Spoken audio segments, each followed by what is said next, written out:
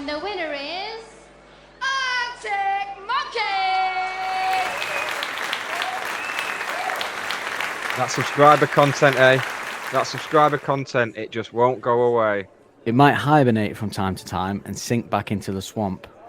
I think the cyclical nature of the universe in which it exists demands it adheres to some of its rules. But it's always waiting there, just around the corner, ready to make its way into your ears and smash through the gated payment system, sounding better than ever. And there's nothing you can do about it. Benefits such as getting ad-free episodes a week early with pre- and post-show chat relating to the monkeys, last Shadow Puppets episodes, bonus podcasts, watch-alongs, plus helping us improve our sound with better equipment and services. Yeah, this podcast seems like it's fading away sometimes, but with subscribers, it will never die. Thank you very much for listening. We do truly appreciate it. Don't take that the wrong way. Yeah, we'll invoice you for the subscription if we need to. We're Arctic Monkeys. This is Don't Believe the Hype. That rock and roll, eh? Ladies! That sound means it's the end of the round. Time for the bonus question. Cheers, dude.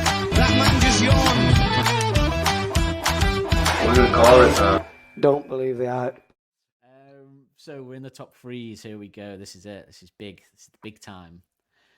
My number 3 is Pretty Visitors. Same. Oh, is it really? Okay. Justin, is it yours or not? Nope. Okay. So I think this is a phenomenal song, and it's the drums are amazing, the singing's amazing, it's close to the first album in terms of his kind of rapping, I guess. The lyrics are amazing, especially when we dissected them, and like it's all about that kind of insomnia and being around and stuff like that, and then how touring affects you, but then he gets the beauty of, I mean, remember when I first realized that Pretty Visitors was the snake pit, was people's arms being cast on the side of the stage, and the light was just like, whoa. But I just think, and the drums, I mean, the drums. I mean, this is like top 5 Helders, I suppose, if not the best he's ever done. Maybe the best he's ever done. I don't know. Yeah, Maybe. I mean, it's just the whole, to quote Zane Lowe, the whole song is a drum fill. Yeah. Yeah, which you don't get ever really much.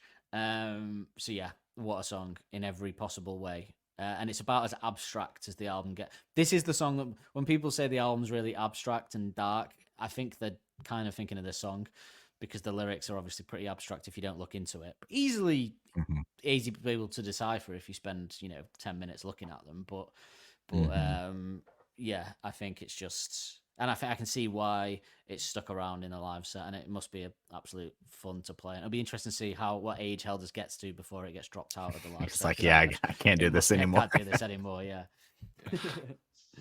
So yeah, Nick, why did you have it though? Same reason. I mean, I think we knew what my number 1 was going to be anyway, and it's the elephant in the room. We're all very aware of what it is at the moment. And my 2 and 3, it was just a toss-up. And it just slipped down into third late on the last listen of it, actually. The last listen of the album is when it slipped down from second to third. It's fantastic. It's probably the most unlike anything they've done, while still retaining those, like you said, the rapping from the early album and just everything. It's fantastic. I hadn't when I was considering my list, it didn't enter my mind about this one where it would go. But as soon as I started the list, I was like, oh yeah, of course it has to go near the top. It has to be that. Only beaten for me by 2, which one is based off your list is very particular to me. But so Justin, what is your first of the top 3? So my number 3 is finally going to be Secret Door. Oh, so you see, can I just make one point before you tell us why? Yeah. I had a feeling this would be high for you, for the reason that it's not high for me, and that it reminds me a bit of Favourite Worst Nightmare in the middle. And as we know, Favourite Worst Nightmare is your favourite era, I suspected that it would be high. Would that be fair? Yeah, so this is kind of like my, you guys did Riot Band and like Only Ones Who Know, like for the melodic, I have a a love for the melodic ones too, and this one always struck me over Cornerstone, just because like this one felt moodier to me. The lyrics are like, Cornerstone is very jokey and stuff, and this one felt more serious, and you could feel like the kind of moodiness behind it. So that always kind of like resonated a little bit more. But yeah, I do like the kind of like vocal change ups. And then also too, just it also has a big kind of ending, the Fools on Parade. And then I love when he does the frolic and fuck about. Like, I love that kind of change. It's got a little bit of the old kind of Alex style where he's being like very witty and clever and mixing it with very interesting vocal style, but also in a melodic type of song. So yeah, it kind of is, the perfect blend for me for that. Yeah. You're making me feel bad for putting it at number 9 because I do love all those things about it as well. That's the. I feel bad for having it at 5 now. That's the beauty of this ranking. It makes you want to kill yourself. But I wouldn't. Yeah, I think I had to remind myself that up until we covered it, I hadn't done a solo listen of it in terms of not a whole album listen to Secret Door for about a decade probably. So I guess that kind of says it all there is why I kind of put it in number 9. But yeah, I do feel bad about it. Okay, so we'll get to you, Nick, for your number 2 because I'm curious. So we obviously know naturally what your number 1 is when you say number 2, but should we just give our top 2 because it seems silly to keep the suspense when everyone will know what the remaining songs are. Yeah, what the ones are. Yeah. Nick, top 2. Give us your top 2. So in second, I've gone Potion Approaching, and first, obviously, Cornerstone. Wow. So we'll go back. We'll say them all, and then we'll go back to thoughts on it. So Potion Approaching number 2. That's interesting. Put a hold on that. And then Cornerstone, I think we knew, seeing as though it was your favorite Arctic Monkey song ever until Body Paint. So that kind of although I am surprised that Jules' Hands wasn't there, but that's been the shock for me. Justin, I'm surprised. Top 2. My number 2 number 2 is Pretty Visitors. Number 1, Dance Little Liar. Yep. And Dan. My number 2 is Dance Little Liar, and my number 1 is Jules' Hands. So let's start with the probably the ones that are more open to discussion. So Potion Approaching, Nick. I had it at number 5. Justin had it at number 6 or 7. Potion Approaching was number 7 for me. Okay. So drastically different to us. Tell us why. Yeah. For me, this is lyrically the best work on the album, as you've already alluded to. I would agree, actually. Musically, bit of everything in there as well. You've got the harking back, a fairly speedy guitar riff to start with, harking back to kind of what you'd expect from the band, but then breaking it. It's basically Humbug distilled into one song for me. You've got the speedy guitar riff that's similar to what they've already been doing, and then you've got this stoner rock, sludgy breakdown, some falsetto in there, and then works back up to this very short ending, and then it's done. It's just and lyrically, I maintain that this is some of his best work. I think it's fantastic. I would think it's probably his best lyrical work on the album, perhaps. Certainly for like key lines, like if you want to have sound, if you go biggest sound bites on the album lyrically, Potion Approaching is the obvious one. And I'm not that surprised actually now I think about it, because I think you obviously have more of a penchant for punk and stuff like that, and that kind of sound, that kind of raw sound music. Hence why the first album is your favorite.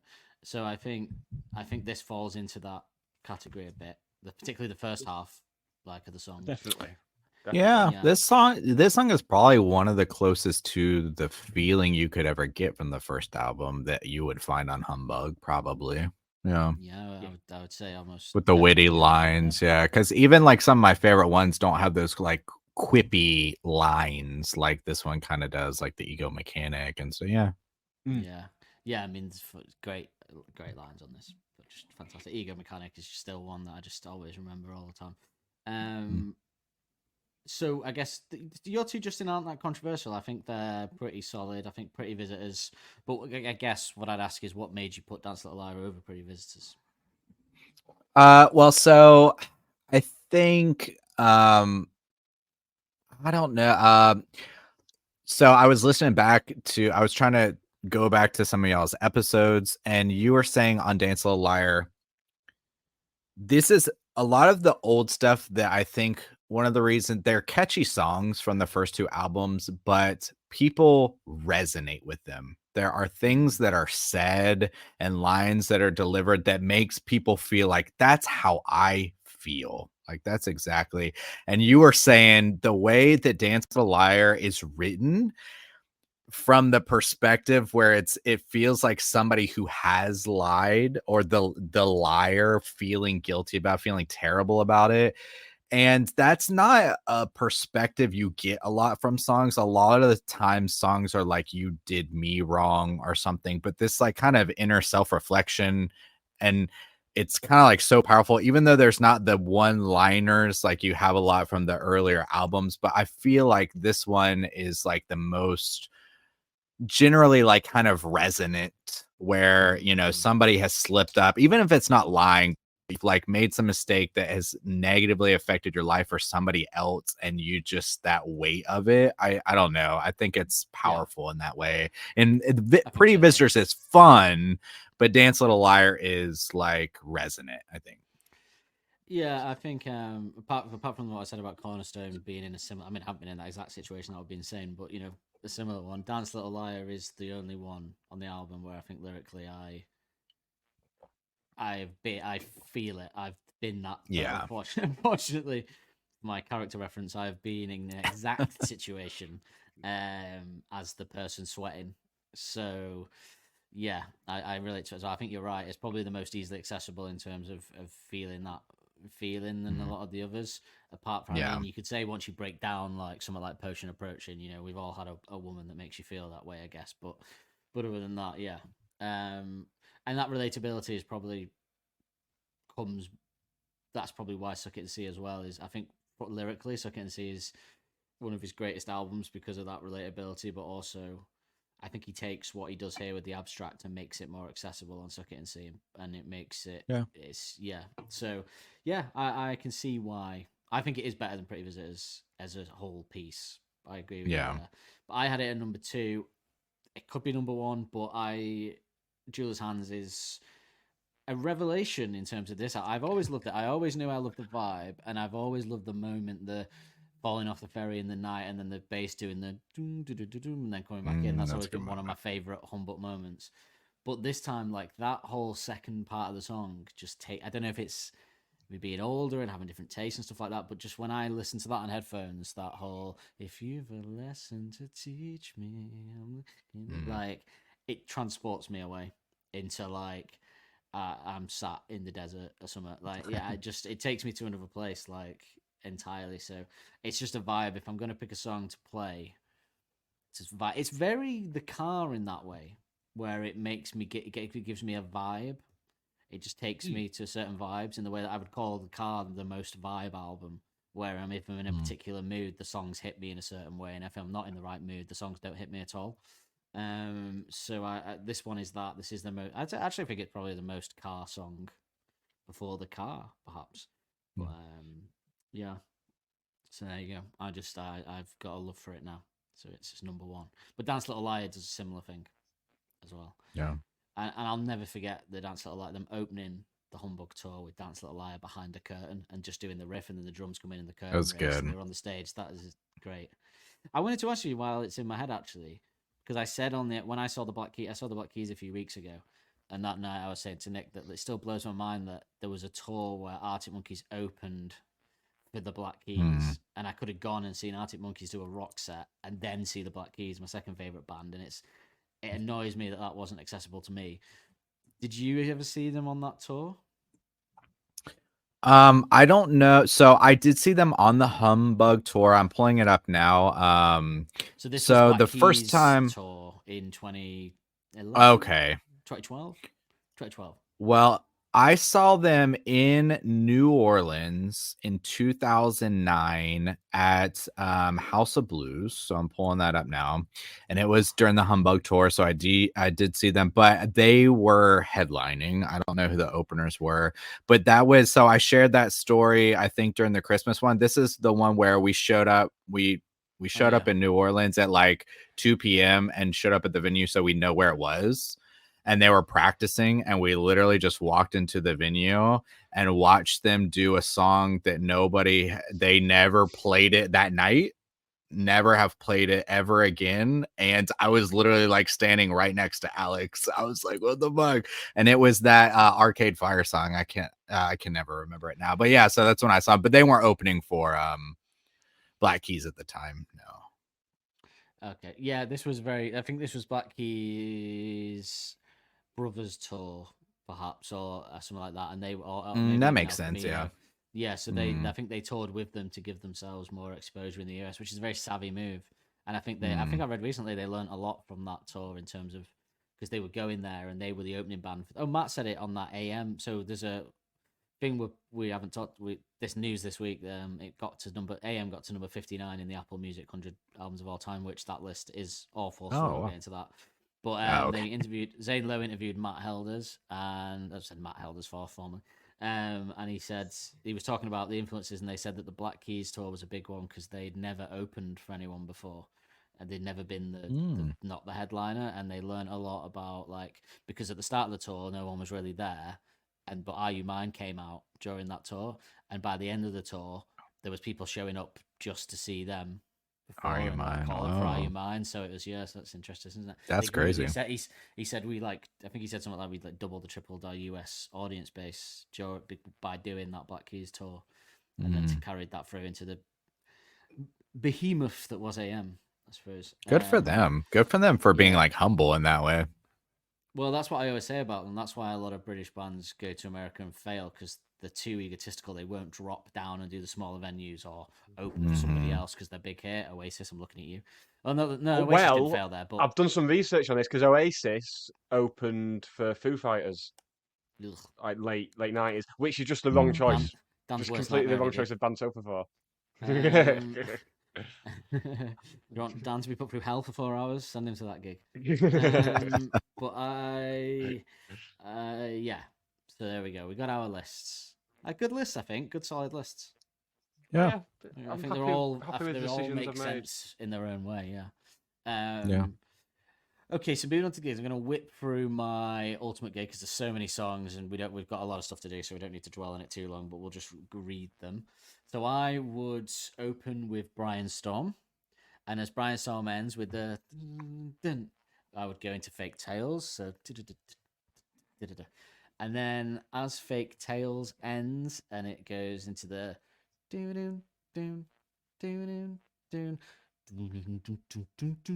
Crying Lightning next. Then as we get into the Crying Lightning as it ends with the whole kind of big end of Crying Lightning, I would then go into Still Take You Home next to pick things back up. I'll still take you home ends with the I'll still take you home end. It's the how's it end? Is it Still just Take You Home? No, it's the Top Star Princess of Rockstar. Oh yeah. It just goes like dun. Everybody's looking. You got control of everyone's eyes, including mine. Mine. Down. Dangerous, pinned down by the dark. Get a bit of groove going, and then as Dangerous Animals ends with the then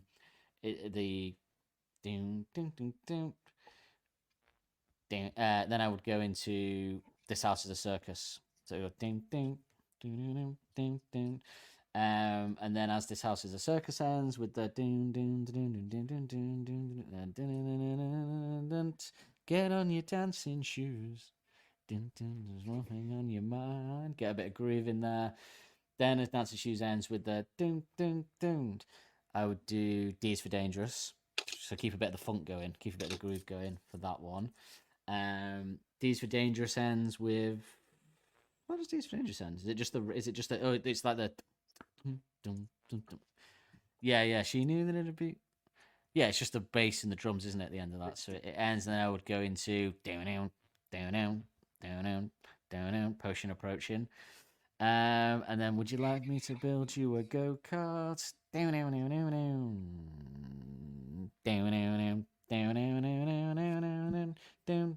storming back with a fan favorite sing-along. Then as Fluorescent Adolescent ends with the I would do Jeweler's Hands to keep a kind of a vibe going there. A Jeweler's Hands ends with the "Listen to meet me, I'm sinking in," and then the kind of end of that. I would then go, "Who's that girl there?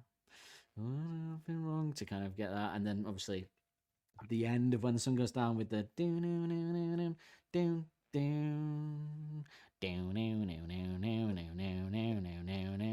so into If You Were There Beware, and then when that ends with the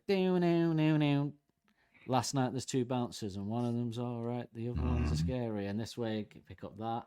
And then when Rich the Rubble with the doom doom doom doom doom down now now going to Dance Little Liar. When Dance Little Liar ends with the drums, the doom doom doom doom, I would go doom doom doom doom doom doom doom doom doom doom doom down down down. The Teddy Picker, which would be a moment. And then People Like Dance Floor straight after that. He doesn't even do the U. He just says People Like, and then they go into the dance floor riff. What about if he does People Like Ladies and then goes into it? People Like Ladies. And then he does Dance Floor, and then that ends, and go for a drink because he goes, "Do the bad thing, do." I mean, this is harder than anything the band's had to do this list because they've never had to incorporate every song into one set list for three albums. But Do the Bad Thing, and then as the bad thing ends with the end of that, and you go into You Probably Couldn't See for the Lights, but You Were Staring Straight at Me. And then all around the feeling races, come to their brain on their stupid faces. Down. So Old Yellow Bricks comes in, and then at the end of Old Yellow Bricks with the jangly, the guitar thing, it'll then go into Fire in the Flood, so it'll go slower. The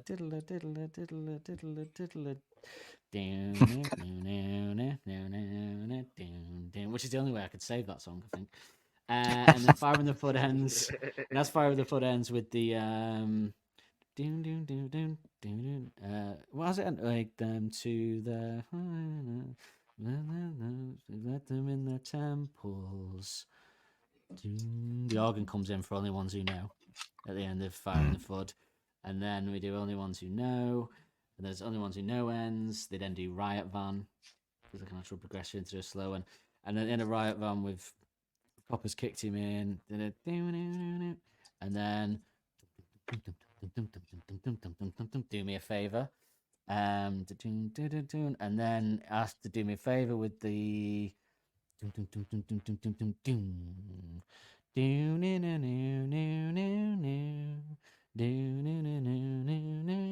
Secret Door, Fools on Parade, and our Secret Door ends with the whole big melodic end. Then we go pause after the melodic end, then melodic notes hang out, and then it goes doon doon doon doon doon doon as the Pretty Visitors organ comes in, and then we kick in with Pretty Visitors. End of Pretty Visitors with the what's the exact end of Pretty Visitors? I forget what the exact ends are. It's the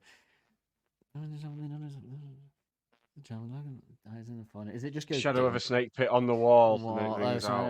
On the wall, and then I go. Whoa, it rings yeah. out. Wall, running off over next door's garden before the hour is done. Nice. More a you question not of have that yet? feeling than yeah, and then the end of that with the dum dum dum dum dum dum dum dum.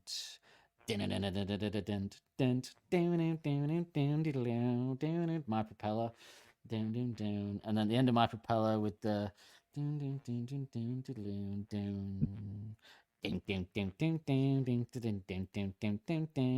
so red light indicates doors are secured, and then after we get 6 after we probably have to jump it.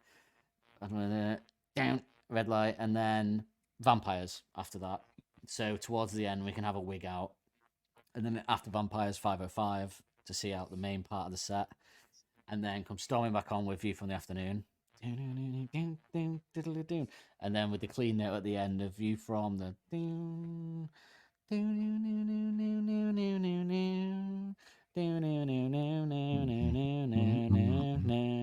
crowd sing along, and then as Mardy Bum ends with the so the note ending there, and then into Cornerstone, there's another sing along, and then classic end of Certain Romance, and that's Too. that gig.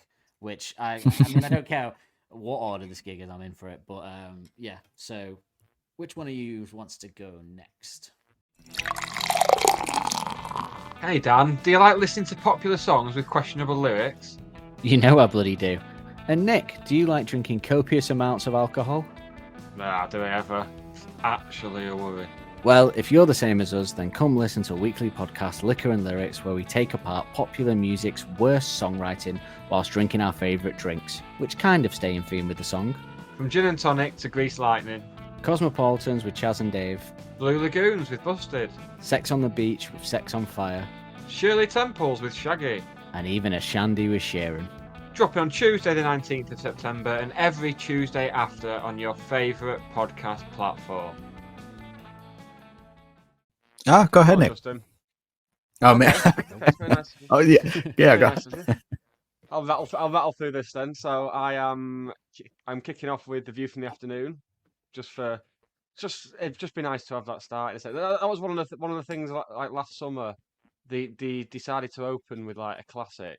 It was Mardy Bum on the first night of the tour, and then we got Fluorescent Adolescent. And as good a moment as that was, I don't see them as like openers in the same way as like The View from or Brian Storm. They would weren't be, the but they're proper both opener, the were same. they? Yeah. Do you know what I mean? They were like just a classic thing, and then they did the actual opening, which was usually Brian Storm. or Pretty whatever, much, yeah. That's how I saw it. Yeah. So I'm going View from the Afternoon into Brian Storm to Teddy Picker, into Balaclava, into Dancing Shoes, into This House is a Circus, Please for Dangerous, Still Take You Home, Fate Tales of San Francisco, Crying Lightning, and now this is where we get to the comedy / go and get yourself a drink section. Ah, yeah. So we've got you. You probably couldn't see for the lights, but you stare straight at me. Red light indicates doors are secured. The bad thing, and then if you've spent those three queuing for a piss, then you can go and get a drink during Fire and the Thud with an extended outro. Nice. Jobs are good 'un. My Propeller, Dangerous Animals, Potion Approaching, Old Yellow Bricks, maybe another drink. First Adolescent, and then we'll slow it down a bit. Riot Van, Secret Door, Only Ones Who Know, Cornerstone, Mardy Bum. Right, and now we're going to get going again now. Now we're going to really kick things off. We're going Do Me a Favour, Pretty Visitors, Vampires. Is this an encore, or is this just... No, No, I'll okay, tell you when I get to the encore, boy. Don't you worry about that. Okay. Do Me a Favour, Pretty Visitors, Vampires, Dance Little Liar, When the Sun Goes Down, From the Ritz to the Rubble, and then end the main set with 505. And then we will have an encore, please, of Jeweler's Hands, If You Were There, Beware, and A Certain Romance. Thank you very much. Lights go up. Everyone goes home. Dan gets Is Miles food coming poisoning. out for our 505 soon as it's a dream? Yeah, Nah. it's not that type of show. I brought my guitar. It's not that kind of event, Miles. Tom Rowley's here. It's fine. Tom Rowley and John Ashton are both here. We don't need Miles. And that guy that shakes the cushion, the new guy. The guy who we can't work out how old he is. The guy who is either like in his 30s or his 50s. He's either 32 or he's 65. Yeah. Davey Latter. Okay, very good. So Justin, I feel like I overdid mine now, setting the scene, but No. You always go Well, first. so- You set the scene and we just fly I'm not- through to make Yeah. up the time you've wasted. For listeners, I'm not going to do that. No, because I like to paint a picture, Nick, with my words. Yeah, it's good. I Very like much it. People, the Shakespeare of his day, some would say. But I would just want to say I'm not going to edit, because last time I edited in the ends of each track for each one, did them in. But there's too many tracks now. I'll be there for. I haven't got the time. For that kind of thing. So that was a one-off. So yeah, here we go, Justin. So a couple notes to start mine off. One, I think this is really terrible because I think too practically, and I'll explain why. Because I fucked up the idea, and instead I picked a regular type of set. Like I was like, oh, they usually play around 20 to 23 songs, and I was trying to squeeze what I would put into there. So with that in mind, I was thinking, well, I got to put everything that they've never played before because I'm a completist Ooh. and I would have to have it recorded or videotaped. So this set would be absolute garbage This and is a good- terrible. But here's this how is it a would good- go. No, but this is a great difference to how we did it. So, because we just Yeah. always do that, we don't need a third one, I guess. So, I guess now this is interesting. You've made it. So interesting. what? So if I was like, okay, you guys have to videotape and absolutely record the show, here's how it would go. It would be a terrible show, but I would appreciate the recordings.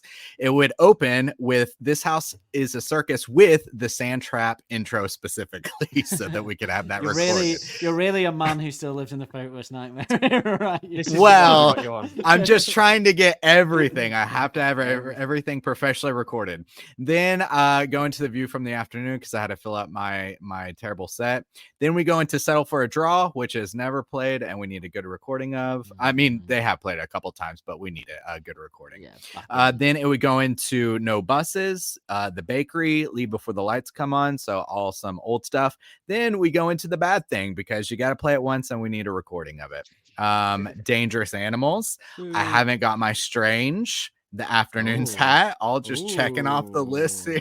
All bass heavy songs though, so we got some good bass rocking. I'd love to continue hear the bass Strange on. live.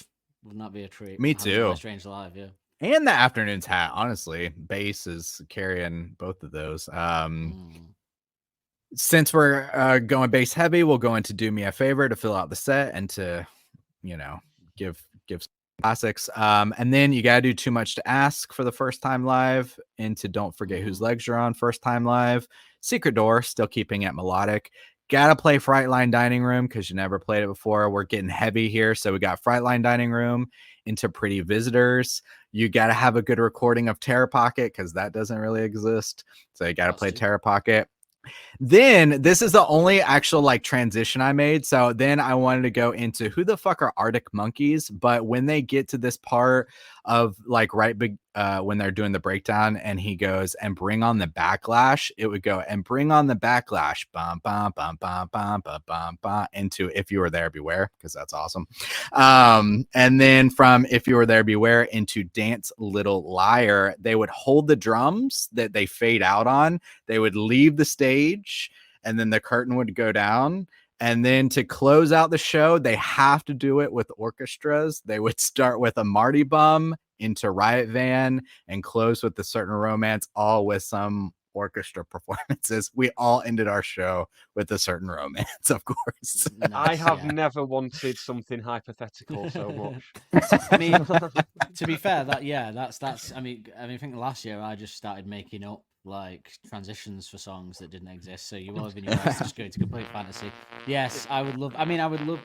It's the thing I always love about the American gigs is that they play a lot of songs that we never get to hear in the UK live. So it's that's one of the things I always love when I see that American tour, and I think, oh god, I'm so jealous that they get to see that. Which is why I was supposed to go on a holiday to LA that couldn't happen, personal reasons, during the car tour, and I was trying to time, not to my girlfriend's knowledge, she didn't know I was trying to secretly push this, but I was trying to time the whole trip to coincide with an LA gig they were doing on the car tour. So maybe next tour I'm going to try and do that because I'd love to see them in another country.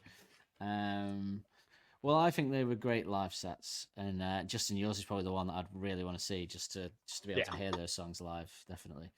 I was quite proud of ours, and then I heard Justin's. I was like, "Yeah, our opinions don't matter because that's." It's really just a collection of all the songs they've never played before. Yeah, but that's basically what we all want, isn't it? In some way, I mean, you can add all the sort of ones from the other albums as well along with that, I'm sure. But maybe next wrap up. Okay, so That sound means it's the end of the round. Time for the bonus question. So listeners will know that at Christmas, when we had Matt and Justin on, I gave them a quiz of each of their eras, Favourite Worst Nightmare and Tranquility Base Hotel Casino for Matt. Matthew scored 22 on the leaderboard. Justin scored 27. Then, when Nick couldn't appear on the Frontline Dining Room episode, I put in the pre-show different and post-show different questions to Justin that I would have asked Nick at that time. And Justin got his... it was just for fun, it wasn't for points. But then I put the same questions to Nick a couple of weeks ago, and Nick scored 29. But as he wasn't competing with Matt like Justin was. I thought it was only fair that we do a new Humbug based quiz today and see Oh, who will boy. come out with the most points. So what it's going to be is I'm going to ask the question, and then whoever answers first with the correct answer gets the point. But if you answer and you're wrong, you get phased out, and you both only get one answer each, and then the points go. Yeah. So nobody gets them. Yeah. Before Someone's Nick been starts watching The doing an Office. office thing. Yeah, I was going to say I knew you were going to ask Yeah. it, so I didn't. I thought I've got Someone this did that at my really quiz good. last night. You know, there's a table at the quiz I was hosting last night, and they got a bonus point for something. They started doing the whole screw you and screw blockbusters. That's the real quiz. I was like, yes, my people. people. But I thought I'd better be specific because I know what you'll say. So we will begin. So yeah, you answer the question. Whoever gets it first, you get one guess each. So think carefully. No time limit on your answers, although we are 2 hours and 40 in, so let's not dawdle too much. So okay, you both ready? Yep. So that there's 40 questions, and then we enter a quick lightning round with a one-word answer at the end of a lyric. Whoever gets that first. Okay, so you ready? Oh boy. Okay. How many tracks are on Humbug? 10. I think Justin got that. What do you think Justin got that first? Are we saying that? Did you speak? I didn't even hear you speak. Yes, I said 10 like before you finished the question. This is a But- problem with internet Not before. connections. Not before. No, we're on the. Don't start bringing the internet connections in now to try and get you points. We're all speaking at the same time. I can hear you both perfectly. No. Both speak If, now. if, Both if speak now. anything, Hello. speaking now. If anything, Justin's getting the short end of the string. Yeah, because I was too busy saying. Yeah, that's what I was saying. It's going to be unfair on Justin. This is more than unfair on me. Well, no, don't. You're not allowed to answer until I finish the question. Oh, Okay, that's fair, okay. right? So Justin gets that point. You're not allowed to jump in, okay? Because otherwise it is unfair. Yeah, agreed on any lagging. Sure. Or maybe we should have a buzzer each to give an extra bit of time on there. No. Right, just say a word. Say your name. Like on. Well, can we No, still actually, say that just the answer? Just say the answer. Don't forget that. That was 3 a.m. talk. Just right. Okay. Question 2. You ready? So when I finished the question, so that was 1 to Justin. The album was released first in which country? Japan. Japan. Nick got there first, I'm afraid. Nah, he definitely can- did, yeah. Yeah. Okay. I think that's an internet connection thing, rather. No, because than- he heard you say it before he did, so it can't be the internet connection. That's what I was testing. See, is there an internet connection, or are you getting it? If I say it right, both say when you hear me say something. Okay, so I'm Yes. gonna say So say a sentence and then stop, and then I will respond Okay. when you stop. Can you hear me now? Yes, Yes. I can. Oh, you both said it at the same time, so we know that that's fine. Oh, we did it for me. I can't, Okay, okay, good. Let's get on but with it, for man. for me, it does. If you both say it at the For same time, you. for me, that's all that That's- matters is that I hear you both at the same time. right? Okay. Okay. Yeah. Or maybe both. No. Yeah. Just do that. I can hear you both at the same time. Okay. Okay. And you can both hear me at the same time, so that's fine. Yeah. The album was released first in Japan, correct, Nick? As I said earlier on. Which date? August 26th. 20... No. Nick's answer. 17th of August. No. 19th. So close. Right, 21. Okay, you ready? Yeah. And I will accept a close to this. How long is the album? 40 minutes. 42 minutes. Justin gets it because it's 39 minutes, 19 seconds, so he was closer, so Justin gets that. 2 points, Justin. Okay. How many B-sides are there? 11. 9. There's 8. 9. Oh, is it 8? I think so, unless I'm forgetting. I did it off my list. My list of B-sides has 8 songs in it. Have I forgotten? Yeah. Actually, yeah, you're right. Yeah. Okay. Yeah. Good, yeah. Don't question the question. 11 is favorite worst nightmare. Don't want to have to give penalty points for people questioning my answers. Okay, so you ready? No points for that Yep. one. No points. Finish the lyric. And the tramp with the trampoline under his arm. She's passing her whiskers so stacky to charm and back in alarm. Yeah, you got it. Nice. Show Yeah, off. you did. Showing off. Deduct points for showing off if you want. I won't put it past you. Yeah, you wouldn't exactly. So you should walk the line. Right. Okay. Johnny Cash. I was going to say, I was waiting that to a say question? Johnny Cash, yeah. Okay, so 2-2. Okay, ready? Desmond. Which? Do you want me to take a point away? Right. Which charity store exclusively sold the single releases? Oxfam. That unfortunately, that was probably more memorable for you. It's okay. I was listening to the episodes today where y'all covered pre-visitors. I should have known that one. I get excited every time you say y'all. I love it. Right. I get a little thrill every time you say it. Okay, so it was released in Oxfam, yeah. On which format? And I will ask for specificity. 7-inch vinyl. Vinyl. No. What? Give us a size vinyl. Nick said 7 is wrong.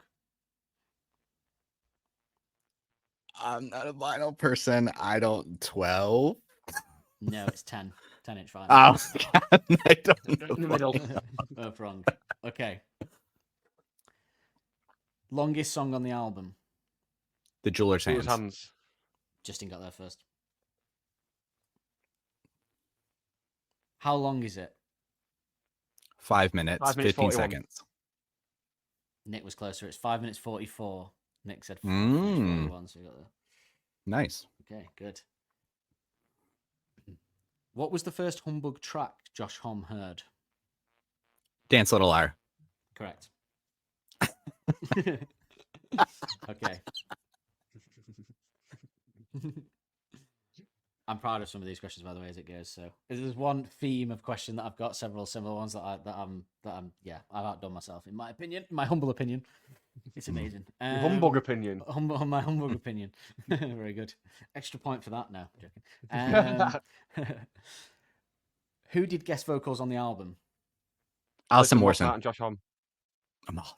Oh, I'm gonna give it you for the Josh Homme because I didn't put. I was just thinking of Alison Mosshart. Did he That's- do backing vocals on this album though? I don't. Yeah, actually, do you know he what? does. You know what? He does This on is something Suck It I- and. This I is don't something I think want to he bring up because does. Nick said that about one of the songs on this album, and I've been meaning to question you on it because when you said it on the episode, I didn't question you, but afterwards I was like, well, what does he mean? You said it on one of the songs, He and I was like, doesn't- does he sing on that? He doesn't on this. It's just Alison Mossart. Yeah, he Yeah, does I knee thought so, yeah. socks. You said it. I and can't remember he's what song on- it He was. does said, knee socks and one you for the said he's- road. You said he for the- sang on like Dance Little and he, yeah. You said he sang on like Dance Little Liar or something, and I was like, Yeah, does he? yeah. But I was he wrong. I does thought you were, live. But I don't know if he actually sang on this No, album. he doesn't. No, he doesn't. I've just checked. But however, I don't think you said Alison Mosshart, did you, Justin? You said a different. No, name, I think. So- fucked up her last name. Yeah, Nick Morrison. I does- said Morrison. So Nick does still get the point there. Yes. And the correct. I would have accepted Alanis Morissette, but neither of you said it. So, okay. You I think we're ready? gonna be the satisfaction. Which band is she in? Kills and the dead weather. Oh, Oh, well, 1 point. Kills. Okay. And which song was she on? Fire in Fire the in the Thud. Thud. That's too hard to tell. I might have to give you both a point for that. That's too hard. I've got to be fair. You both said it at exactly the same time. Okay. So Nick's on 7, Justin's on 5. Hmm. Ready? Yep. What allegedly inspired Potion Approaching?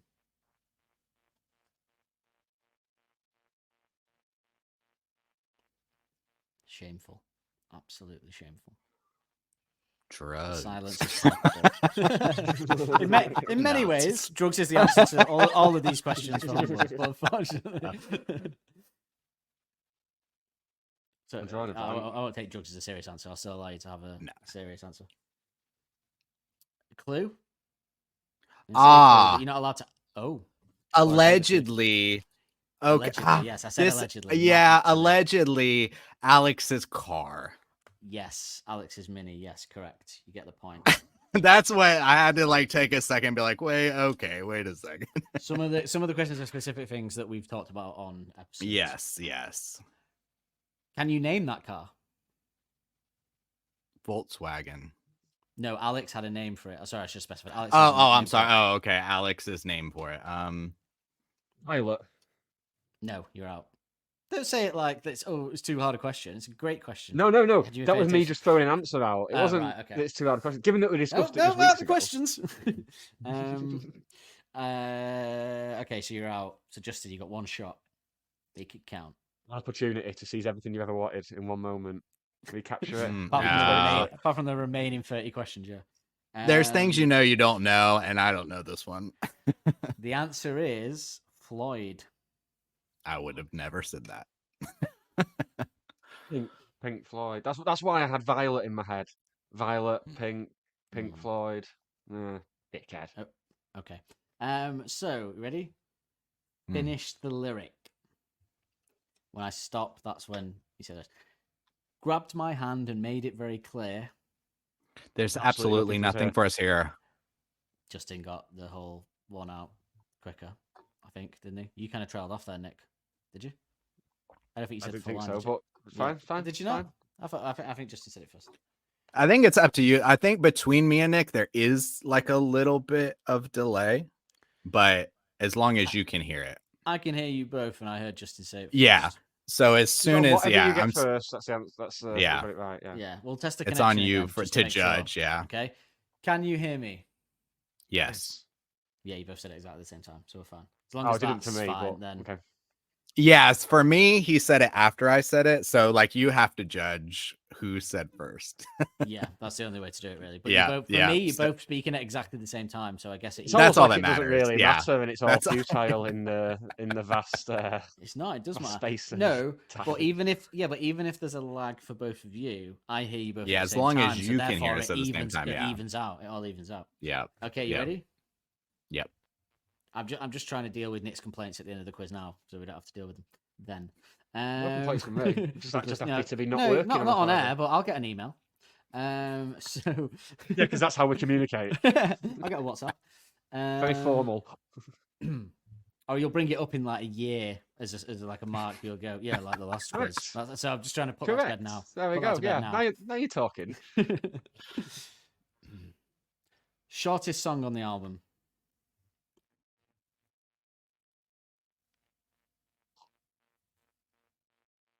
Cornerstone. Correct. Oh, really? I was gonna guess Potion Approaching. How So long was is I. it? 3 minutes 35 seconds. Nick, care for a guess? 3 minutes 12. Yours was 35, Justin. Yes. Nick's closer then, with 3:17. Oh wow. Okay. So it's 3:17. Sorry, hang on. Oh God. Yeah. Okay. Oh no, he doesn't want to see me, does he? Sorry, my boss is just like, I'm in Manchester on Monday. I'm like, but there's nothing else after that. I hope that isn't an implication that that he wants to meet up on next Friday because I don't want to. Okay. Because I'm supposed to be working right now.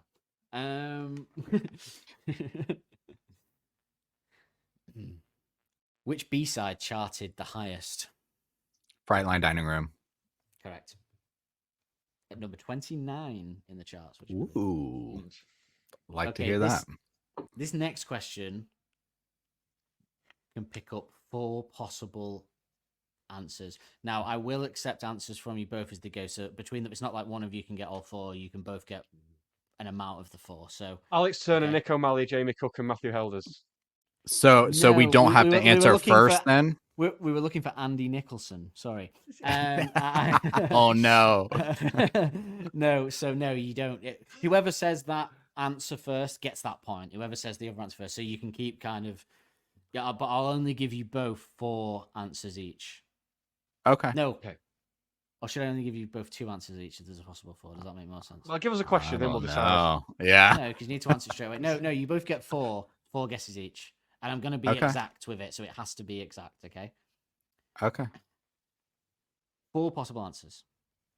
If she was in the battleship, what would she be?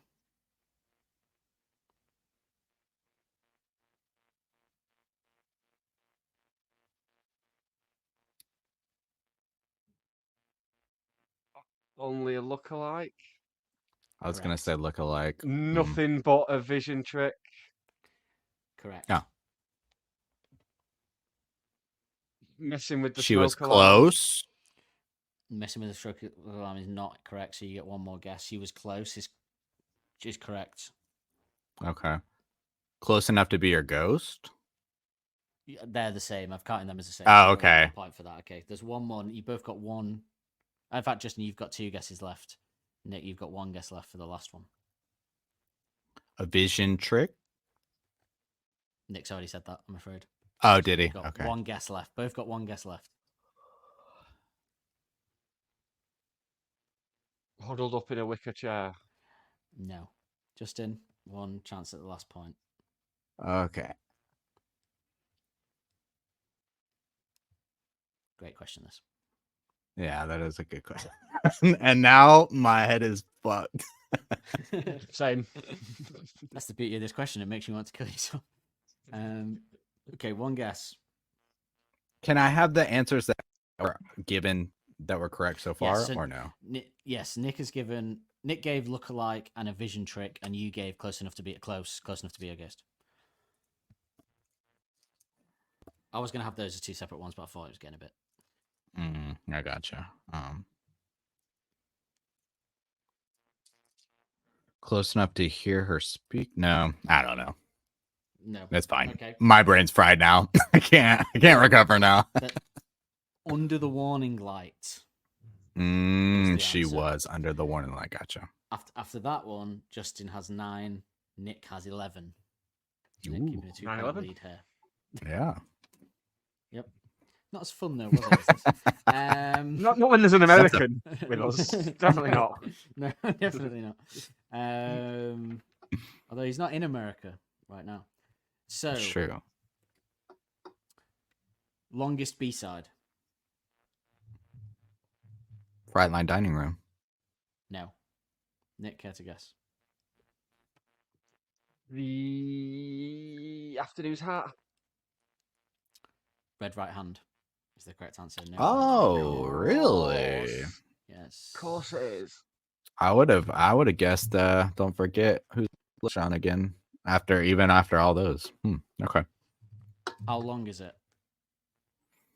5 minutes 34. What's your guess, Justin? 350. No points for either of you there because you both went 4:19. Oh wow. Okay. Yeah. Shortest B-side. I haven't got my Okay. strange. Correct. Wait, which one? You were correct. Oh, okay. Sorry, yeah. Sorry, I thought the answer was so obvious that I just. Okay. So, how long is it? 150. Nick, care to hazard a guess?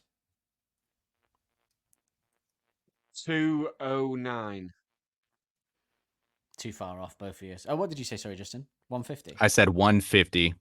Oh, Justin gets it then. 129. Close enough. Oh god damn.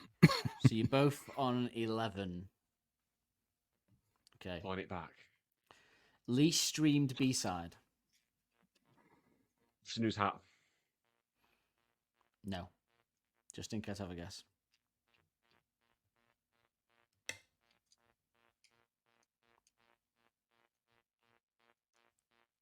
Don't forget whose legs you're on. No. I haven't got my strange again. That was gonna be, yeah. Okay. How many streams did it get?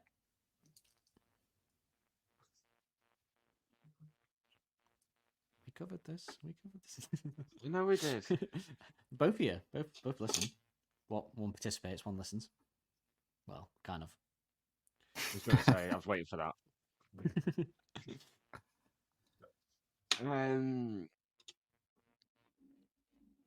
3.1 million. Justin? 2 million. The answer is 4.1 million. Do I give Nick a point for that or not? Well, yeah, I'm closest. No, because there's ones when it's too far away that I've given neither of you points. There's been loads We're in like the that, millions where I've now, given- though. We're in the millions. I'd say I'll give it you. You know what? I'm only giving it you because of the 0.1. Because you got the 0.1, which is 4.1. So I'll give it you for that. That's good of you, thanks. Yeah, but I feel sick about it. Here comes the resentment. Yeah, I'll be bringing that up in a year. Okay, so most streamed B-side. Fright Line Dining That's Room. that section of the questions. So you said Frightline Dining Room. You said Crackling Dining Room. Red yeah? right hand. Oh, Red Right Hand. You'd be correct. With Red Right Hand. Which one? Oh, okay. Red Right Hand. Sorry, Nick. I'll say the name before. Okay. How many streams did it get? 26.8 million. Justin? 17 million. Well, I know I wouldn't have given either of it before, but seeing as though we just did in the last one, it's 18.4, so that's pretty damn close, Justin. So I'm going to give it you. So there you go. Both Nice. on. Oh, Nick's on 13. You're on 12. Okay, that was the. Okay. Finish the lyric. Oh, I had questions for the tap dancer sat on my lap. She had childproof caps on her answers. Correct. He's got it. Nice. Good answer. My favorite lyric from that song as well. That concludes the B-side section of the questions. Oh no. For some part, there might be a bit of a sneaky one. There's a whole chunk there, isn't there? Okay, this one has 2 possible answers, so you both get 2 guesses each, I guess. I shot it. Okay. Okay. If she was in the Rusty Hook, she would be Hold it up in a wicker chair. correct. You can both go when you want.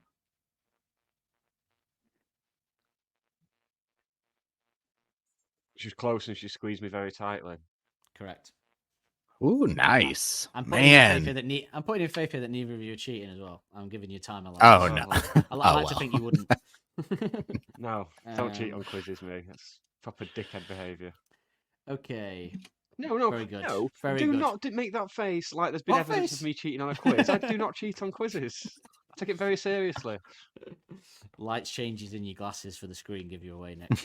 There's no like. That's why I don't changes. wear It's you, glasses. a Yeah, reflection of Justin can do you. it. Justin can give it in the hello you. Okay. Millhouse, Jesus. Currently Nick is still got a 2-point lead here with 15. Okay. Justin's got 13. Most streamed song on the album? Cornerstone. Flying lightning. No. Crying Lightning is correct. Wow. Okay. That's pretty surprising. With how many streams? 48 million. No. Justin? I'm saying no harshly because it's not even close.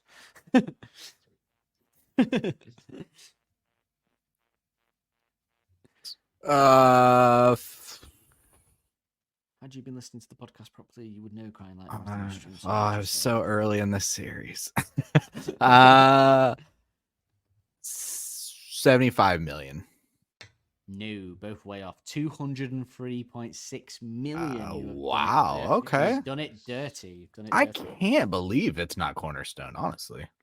Yeah, that would be the next though. Okay. Finish the lyric. Just like those fibs that pop and fizz. And you'll be forced to take that awful quiz. Nick got there first. 17 for Nick, 13 for Justin. Oh, he's pulling ahead. Wow, I know. 3 possible answers. So 3 guesses each. Oh no. Don't put your face in it. This is your favorite song, so you should be like easily. I know all these cornerstones questions just that have about to multiple say- points. But I mean, When you said 3 possible when I'm- answers, I was about to say, oh, Cornerstone again. yeah, but that's because I've put this very good thing. I put the different cornerstone sections throughout the quiz. I didn't know beforehand that Justin. I thought because it's such a big song, fan favorite, that these would be ones that everyone would. Okay, Mhm. 3 possible answers. If she was in the parrot's beak, she would be Messing with a smoke alarm. correct. Close enough to hear Too her lo- speak. No. Hmm. One gone for you. One gone for you. Too loud for me to hear speak. No. 2 gone for both. One gone for both. Nick's got 1 left. Oh no, you've had an answer and 1 wrong. Yeah, you got 1 go left. Justin, you got 2 goes left. So close that the walls were wet. No, I'm excluding that one, and I'll tell you why. So you're out. It's Justin, you got 2 answers. Because that isn't specifically something that she is. He doesn't. If she'd said she was so close that the walls were wet, I would have had it. But he just said so. Do you see what I'm differentiate them. So there's 2 answers left for grabs. Nick said, which one did you say, Nick? I don't That was- remember. I've pushed it out of my mind straight away. You said messing with the smoke alarm, I believe. Yes, that's Yeah, correct, I wasn't think it? that's correct. So there's 2 left. Justin. She broken arm. She had a broken arm. No, Yep. wait. Yeah. One more. I know this as well. I'm surprised. I thought this would be the one that you'd both know the most. I don't know. I don't like this song. It's fine. It's fine. I mean, you're the only person in the world, but yeah. Yeah. Okay. Are you happy to forfeit, or are you going to have a guess? Yeah, that's fine. Okay. It's writing it out. She was writing it out in Electroset. Ah, Or in the video. Actually, I just went, meow. Oh, yeah, sorry. Yeah, that's the walls were wet. So Nick has pulled ahead still further with 18 points, and Justin's on 14. But there is still time to claw it back for Justin. See us next. Join us next week. Oh, no, that's where we'll put it. That's where we'll put the. That's where I would start. This is 3 hours in. We shouldn't really cut it here and then have like 40 minutes left. Okay, least streamed track on the album. The Jeweler's Hands. Jeweler's Hands. Correct. Justin got there first. With how many streams?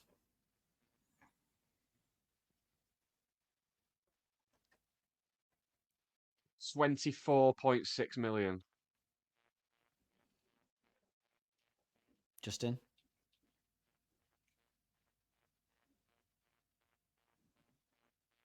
$30 million. It's 27.6. Oh, that was close. You were quite close, so I'm going to have to give it you a guess. So close that the walls were wet.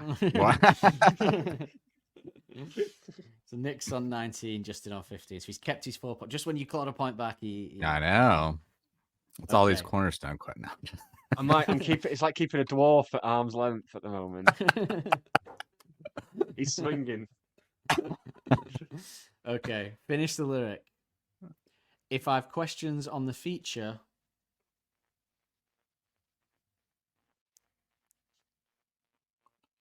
Shameful. Boredom comes to meet you. No, No, it's not. you're out. Phased out. Can you repeat the question? If I have questions on the feature... Here's your chance, Justin. Get a All point these for songs I don't like. it.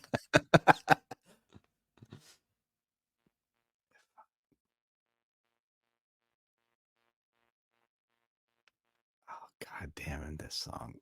5 questions.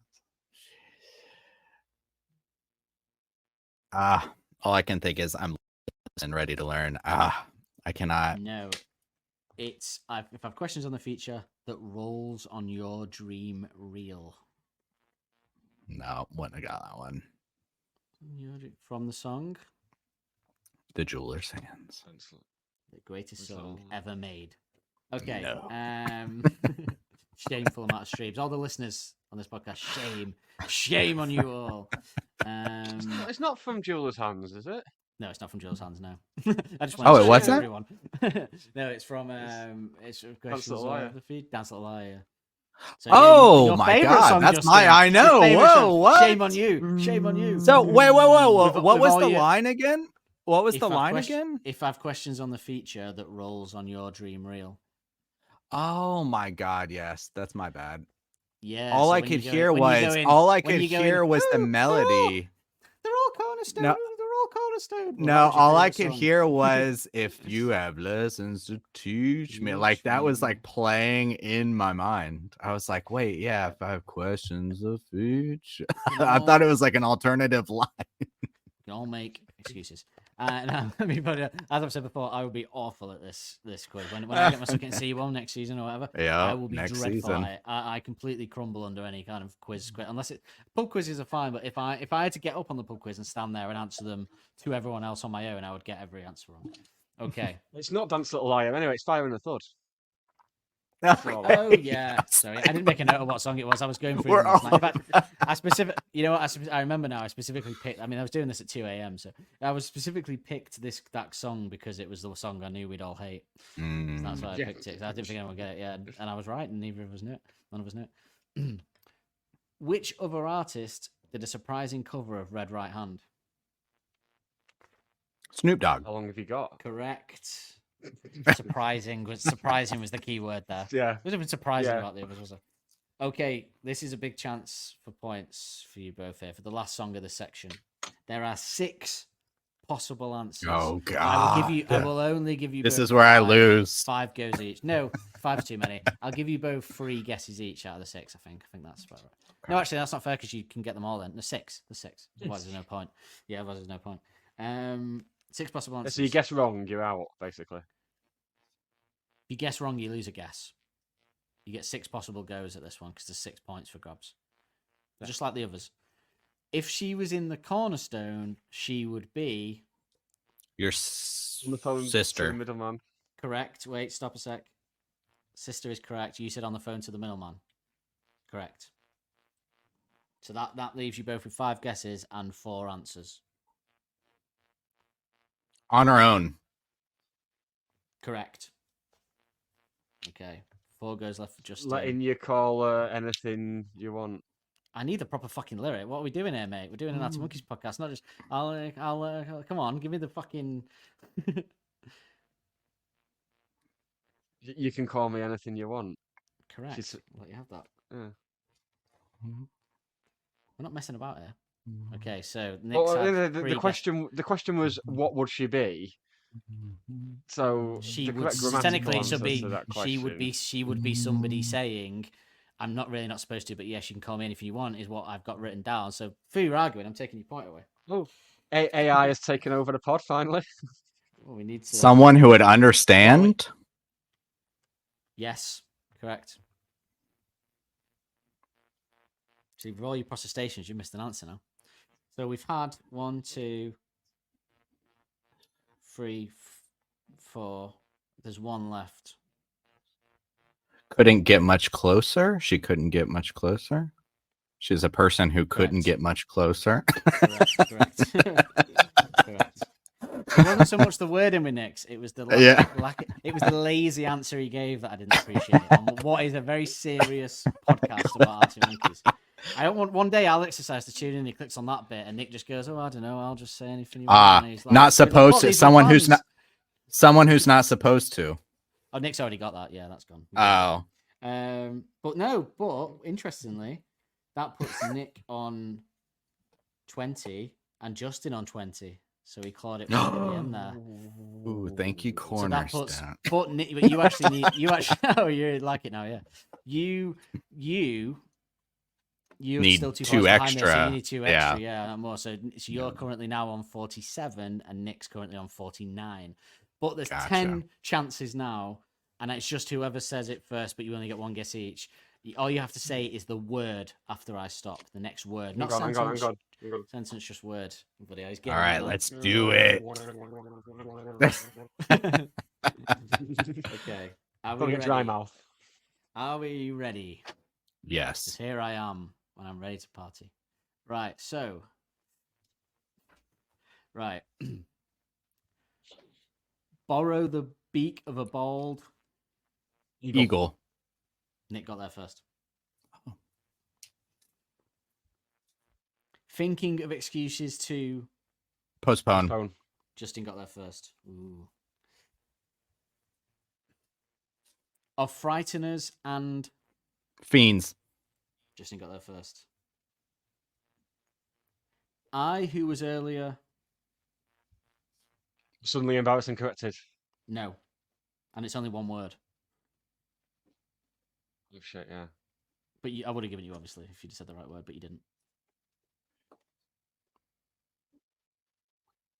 I do have to push you, Suddenly? Justin. No. No, wrong. It's reluctant. I, who was Ah. earlier, reluctant. No points. Okay, you ready? Hmm. Because she's not shattering my. Attitude. Nick got there first. Same points still. for Nick still as the lead. I did request the Mark Q. Made. No. What did you say, Nick? Just Yeah, correct. Ah. This is a hard deficit now to turn around, Justin. But it can be done if you get all four. Okay. well, it will be. Let's face it. I'll probably Even just then, shit it actually- myself in then about it 10 counts. seconds. God damn. Ready? Yeah, I let him go the long way. Home. Round. Round is correct. Around. Good. Okay. That newly added. Calmness. Correct. This is one line from every song, by the way. Yep. Canopy 19 is perfectly Placed. Place 4. correct. Oh, Nick got there first. Ah. Okay, last one. Don't deviate, don't be.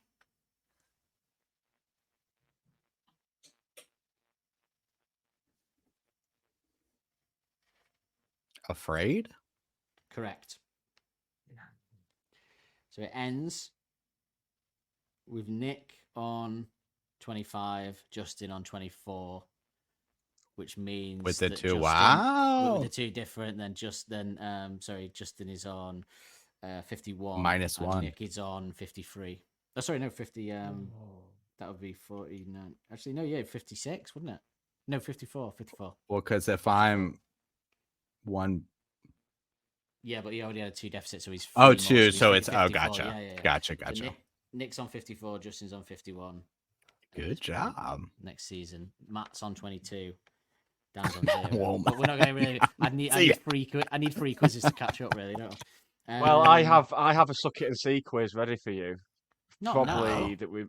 No, not now. Not right Oh, now, right, you okay, dickhead. right. I was going to say, we ain't got time. I thought We've you been meant on here your for screen. 17 hours, Dan. We're currently doing this is like comic relief, like world record. You know what I thought you were getting. So you have no more questions, right? No. I thought for sure some of the questions, especially because of the special segment, that you were going to ask about how many songs Ford produced on the album or home produced on the album. I can't believe you didn't ask those. Because I felt like it was Nick would have too much advantage on that because we play a game. No, I'd every have week. forgotten. the game. I'd Would you have forgotten. Okay, I gave you too much credit, obviously, for some reason. Yeah, of course. I don't know Never why. do that again. Okay, let's move swiftly on. Great, and I, no matter all you moaning, those cornerstone questions were great. No, yeah, that was fun. You know what we might have got different amounts of points there, but there's only one real winner. And no, it's not Arctic Monkey's chat. It's Dan because he got to lord it over everybody for a good half an hour. I get to load anything. I wrote some great questions. It was No, fun. good questions, well done, Dan. All questions easily available to you if A, you've heard of the Arctic Monkeys a lot, and B, you've listened to this podcast or hosted it. So all the answers were fair. All the questions were fair. God bless us, every one Okay. of us. Yeah. B-sides, number 8. Ranking. And I'm interested to hear this because Justin hasn't heard our last podcast yet of this series. Obviously, Oh, Song yeah. Kings. Yeah. That's true. I have at number 8, Don't Forget Whose Legs You're On. Same. Is yours the same, Justin? No, my number 8 is Sketchhead. Oh, wow. Big Okay. deviance here. We are all big deviants. There's one. Don't forget whose legs you're on. If we haven't heard the episode yet, but me and Nick really did not enjoy that song. Really? Yeah, I thought I would, but Which is found weird I found, because I found myself just not engaged. Maybe it suffered from season fever. Wow. We've been doing this a long time now, and that's like the last one. I don't know, but I didn't like it at all. I found it slow and no, not slow. That's unfair. I found it not engaging in any way. Like I'd switch off during it. I didn't find anything to get my hooks into it. And I think Nick, you were pretty much the same, weren't you? So Yeah. explain us why Sketchhead is there. A song that you could say is quite closely associated to the Favorite Worst Nightmare B-sides, of which you are a fan. actually, honestly, I think about it more. So there's this kind of group of B-sides that they have that I always kind of like stick off to the side. And it's songs that's kind of like Sticking to the Floor, IDST. I don't know. There's something about this that feels too thin and almost like a jam session. Sometimes they just feel like in the same way that like Sticking to the Floor, it feels like you're like knock out this quick little song that's like fun enough for the people playing it, but as a listener, it doesn't really do much for me, honestly. Well, we will discuss our thoughts on that when it appears in our lists. Yeah. Number 7 for me is Joining the Dots. Hmm. 7 for Justin, me Nick? is The Afternoon's Hat. Wow. This is going to be a very different list, boys. Mine is I Haven't Got My Strange. Wow. I've got Joining the Dots there because it's just out of all of them that we've covered, particularly the My Propeller ones, although one of them like not as being my least favorite of the B-sides that we've covered. And even though I do enjoy Joining the Dots as a song, I just don't enjoy it enough. I don't get any nostalgia. I never go back to those 3 B-sides, rarely. And I just don't enjoy it. I think it's a good song. I like the overall sound to it, and I like the lyrics as well, what he's doing there, although they were very short. I just don't find much in it to bring me back.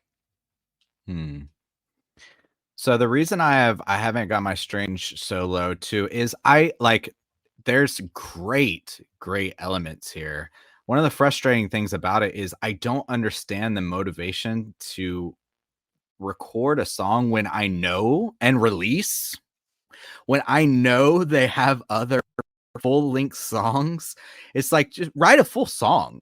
Like, I don't understand the motivation to have these amazing elements of a song and then make it 1 minute long and release it as one of your limited B-sides. Like, I know there were other songs recorded. Like, why is this the one that's released? It's just very frustrating to me. I don't understand the motivation to have such a short, like, it feels incomplete. It just feels like incomplete. So it's got great elements. I just wish it was a song. Yeah. Yes, well, we'll give our either rebuttal or agreement with that when we get to it. Yeah. Nick, your reason for having Afternoon's Hat there? It's exactly the same thing you've outlined for Joining the Dots, and I've got the feeling we have the same songs in 7th and 6th, but reversed. Don't know about that. We'll see. We'll see. But my number 6 is Catapult. Okay. Wow. Nick? My number 6 is Joining the Dots. My number 6 is Red Right Hand. Interesting. Nick, This is like, yeah, why- wow. Nick, reason for Joining the Dots being there? It's, Similar vibes, I guess. you mentioned about the My Propeller B-sides. I don't know. The My Propeller B-sides have always been my least listened to B-sides. Always been my least listened to stuff from this era. So I don't think it's just an element of humbug fatigue as we're like ramping up to Suck It and See. I think that's a part of it, but I think mostly it's they've just always been. And I think there's more interesting stuff going on for me anyway. I can see why Yeah. people like them. There's nothing bad about them. It's not like they're terrible songs or anything. It's I not feel like these fucking the lists are bad very thing. different, but we're all going to have It the was same number one. interesting because on y'all's coverage, you were saying, oh, I think this is deeper than maybe some of the album tracks. I think Yeah. lyrically, yes, but I think it's just about when I was listening to it, I was like, do I enjoy it as much as I enjoy some of the others? And again, it's probably like a personal thing coming in, but that's the reason why. And I put Catapult there because although I like it as a song, I find the lyrics, kind of funny, and I like that whole idea as a pairing with Jewel's Hands. It's definitely the weaker one for me. But I just think it's fun and cool, but it's not like got much depth to it, is what I guess I would say in terms of having much more than that. It's a bit surface layer. It's a bit first album. I don't know. There's something there with it. I don't know. Maybe I love the lyrics on this album so much that this one feels like a weaker one. But yeah. Now, why do you have Red Right Hand at number 6, Justin? I like Splendid Red song. Right Hand, and I like how they perform it and everything like that. But also too, like I think generally in y'all's coverage and when we consider things, like covers always just kind of come, unless I'm like the songs I had below Red Right Hand are a song that I don't really think is complete, which I Haven't Got My Strange, and a song that feels more like a jam session in Sketchhead. So like Red Right Hand is good, but ultimately it's a cover, but it's the first like kind of complete song we can get to. So it just kind of takes that spot. I like what they did with it. I think it's really creative, but it's not their song. So it comes in at number 6 for me. Okay, well, we'll give our reasons why Yeah. where it is for us. So number 5 for me is The Afternoon's Hat.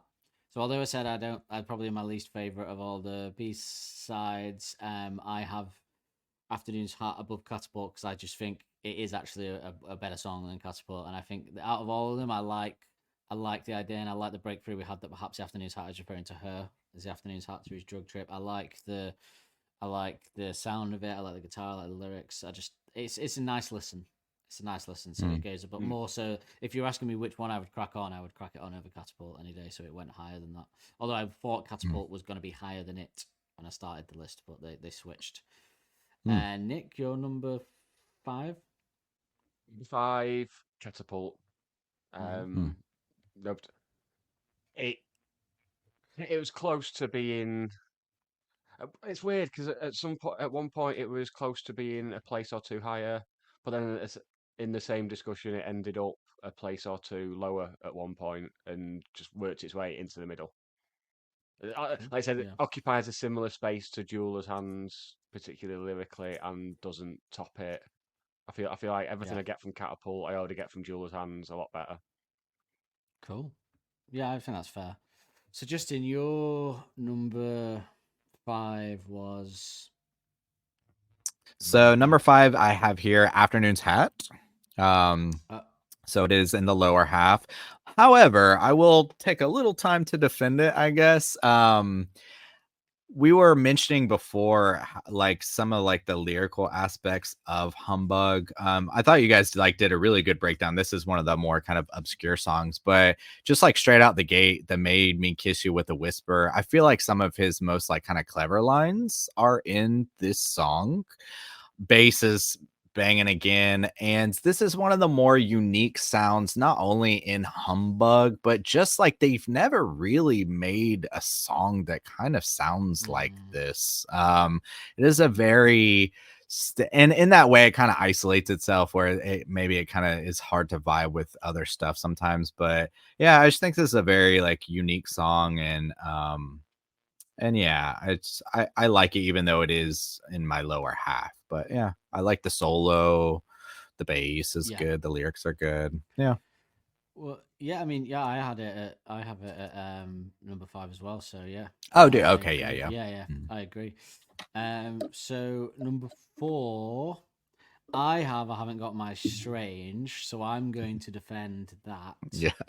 In that I mean, somebody out there thinks that I wrote one of the lyrics on this, so that's always interesting. But B, but that lyric for me is an incredible lyric, and that's one of the reasons why. But I've always had I don't know why, I can't explain it. I've always loved this song. I just crack it on every now and again, and I just have a little sing to it. So I like the vibe of it. I like the way he sings it. I think even though it's short, I think it's got a lot. It's just got a lot of stuff that I quite like with it. It just Yeah. I just like a lot of what he's doing with the way he's singing and stuff like that. So Let me ask you, since you like it so much, do you feel like you would love to just keep it as it is, the short version, or would you prefer to have a full version of this song with all its elements? I like it as it is. I'm big. If that's all you've got and there's nothing more you can do with it, then just leave it. Not like, I mean, sometimes I think they could do more with some songs, like I Want to Be Yours and stuff like that for an end. But like with this, I think what would you do if you got something that you could do and take it somewhere, then by all means. But I think it's kind of like when you like a film that goes on and you think you could have cut, like, I don't know. I always say Django Unchained, the first time he gets caught and he kills them in the house. That's where you end the movie. But then for some reason we have to have Tarantino in it, and then we have to Yeah. have the big at the end. Just end it when Leo dies and that whole bit. Have a shootout there and end it. Why do we have the Yeah. rest? So like that, it's like if it doesn't need to be longer, then I'm happy with it, and I think it. Yeah, I like it. I like the way it works. I wouldn't add anything unless they had something genuinely great to add to it.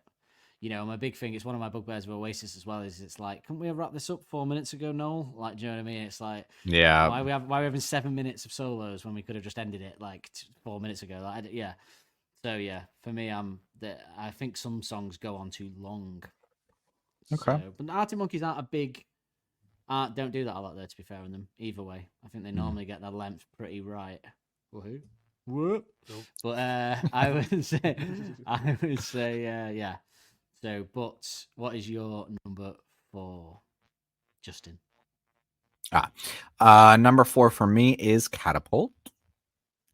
So Catapult, yeah, I listened, so I know they're like paired songs. Like generally, again, like I said, I listen to Catapult more than the Jeweler's Hands, even though I think the Jeweler's Hands as a musical construction and piece is better and better constructed. But I don't know. Sometimes a movie is better, but you don't watch it as much as a movie that's kind of fun, I guess. So to me, I don't know. This one's just a little bit more accessible and slap and bass again. And I don't know. It's just got a real good energy to it. Yeah. It is a good song. It is a pretty good song. Yeah. Like it's like kind of picking. It's difficult because I think the 4 that I've got in my top 4 are like they're the ones that I always go to. They're the ones that I think of if you say B-side, and they're maybe and I've just maybe got a nostalgic thing with them. They were always the ones that I loved back then. So, but yeah, Nick 4. 4, I have gone for Sketchhead. Just sort of extending the discussion you just had about I haven't got my Strange. I think the reason I have Sketchhead and I haven't got my Strange so high is because it chimes with my my love of punk. I think I've got a soft spot for a song that's only a couple of minutes long. So I think that and there's particularly with Sketchhead there's echoes of the early stuff there as well, which is always going to get me on side. Particularly lyrically, yeah. Yeah. Okay, so number 3, Justin, you go. Okay, so number 3 is Now I Have Joining the Dots. I had a feeling you were going to do the reverse of what we'd done with this with the ones, because I know what songs you would put on the album, as we'll get to after this section. But so I had a feeling that you would. Yeah, so Joining the Dots to me is really, when I imagine a melodic, it kind of like Secret Door, a melodic version of what this album presents. I imagine Joining the Dots. So for instance, we had the Cornerstone discussion. I think, Marty Bum is a better song than Joining the Dots. But if Marty Bum were sitting on Humbug, would it confuse and bother me? Absolutely. So in that way, I think Joining the Dots, it's just the moodiness, the darkness. I like how you guys were describing, it's a Suckin' and Cease song done through a Humbug lens, essentially. And I like that because there's not a lot of that representation on the album. And I like to see those elements of Arctic Monkeys because I do like Riot Band. I do like Only Ones Who Know. So I like to see that representation on an album that is experimental. I like to see what they do it in that way. And I think Joining the Dots is successful in that element. Yeah, and I think, I like hearing things that we've said that are really good back that I didn't realize we said. You go, but I know. But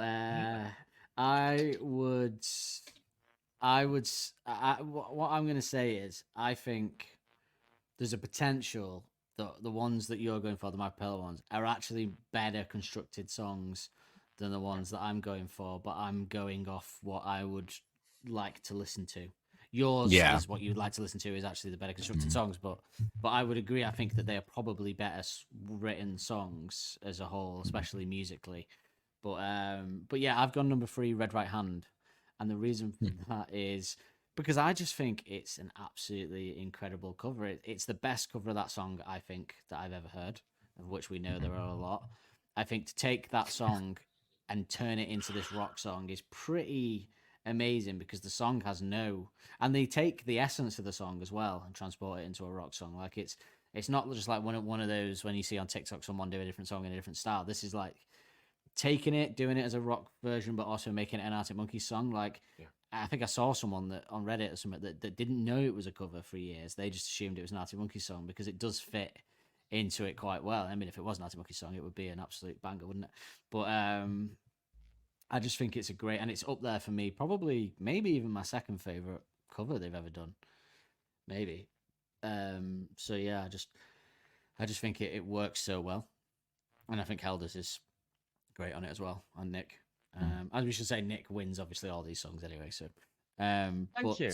not you, The real Nick, the good Nick. Shall we have your number 3? Yeah. Going back to what I said about Sketcher, I've got at third. I haven't got my Strange for similar reasons. Nothing more to add really.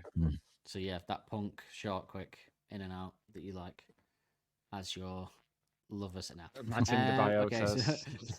so... Oh yeah, I've got a lover. I can say Got lover sexual as my lover insult says here. now. Yeah. Oh, for now. I mean, this airs in 2 weeks, so. Yeah, that's the point. Yeah. Plenty of time for that to It might end. be over by the time we finish recording. Never mind by the time it comes out. So number 2 for me is Sketchhead. In fact, we'll say our top 2. Well, actually, we'll say number 1 because I think we're all going to be the same number 1. But number 2 for me is We're not. Sketchhead. Are we not? Oh, Okay, save it. I don't Number think so. You'd be insane if it isn't. Whoever doesn't have it as number 1 is actually. I'm saying it now. You're wrong. Number 2, Sketchhead for me. I love it, and you know what? When you were talking about it, Justin, I think. Do you think perhaps the lyric? I don't want to keep saying it a humor thing, but do you think the lyrics? They're so Northern English as this character, this Sketchhead, this sketchy guy. It's a very thing that we would say locally. We go like, "Oh, he's a sketch him, he's sketch." Yeah. So it's like it's so localized and so it's precise of the type of person as well, with the ties of bald and all that. That I know everyone will know a sketchy person in any walk of life, but maybe it's so again first albumy, like Nick said, it's so like lyrics local Northern. Despite the fact you've got American at this point, that it's and maybe that's it. But I just always love it. I love the guitar. I love the kind of I love all that stuff. I feel like that's very even though it's the lyrics are Northern, that's very desert-y Josh Homme type thing to do. But yeah, I just love it as a song. I love listening to it. This is probably my up there as probably top 2 most listened. In fact, my top 3 is probably in that order. My most listened to will be Like in all B-sides, you mean? Oh, yeah. No, in all besides no. Oh, okay. No, but close, but not far off, you know. Okay. Yeah, so that's my number 2. Justin, number 2. Number 2 for me is Don't Forget Whose Legs You're On. That's amazing, isn't it? The difference there. Yeah, so again, and maybe this goes, it's weird because, you know, I like Favorite Worst Nightmare, and so you could say, and the first album a lot. And so, you know, you could say like, oh, Sketchhead is, and I haven't got my Strange, both produced by Ford, I believe, and like have those similar earlier elements. So you would think, but I guess like when I'm getting this album, especially with the kind of reputation it has, oh, it's a moody album, oh, it's atmospheric or whatever. It's like this is it right here. Don't Forget Whose Legs You're On. And it's like it is a kind of look more toward the future of what they do. I think this is like the closest to some of the stuff that we end up getting on things like The Car, Tranquility. And again, it's one of those songs that they never really did again in this kind of way. And in that way, I think it lives kind of cemented in my mind as this Humbug again era, how they do it through this lens of making a melodic song. And I think it's just moody and kind of sexy and like just fucking chill, and it just vibes well for me. I don't know, it's kind of a one of a kind. I really like it. It sounds like my reasons for my Jules Hands being number 1 are similar to your reasons for Don't Forget Whose Legs You're On being number 1. Yeah. you haven't heard the episode yet, and I do think it might have suffered from an anticlimax in the fact that we got to end the first season with "Who the Fuck Are Arctic Monkeys," which is a statement Sure. that lives on, and then we've got to finish the second series with "Nettles." That feels like a good way into "Suck It and See."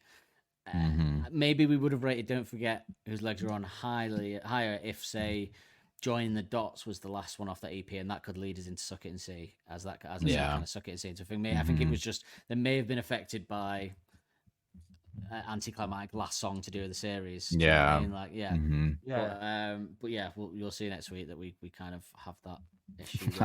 So Nick, I'm intrigued because so far I think I can say with satisfaction that mine and Justin's number ones are the same, as I knew they would be from the episode we were on.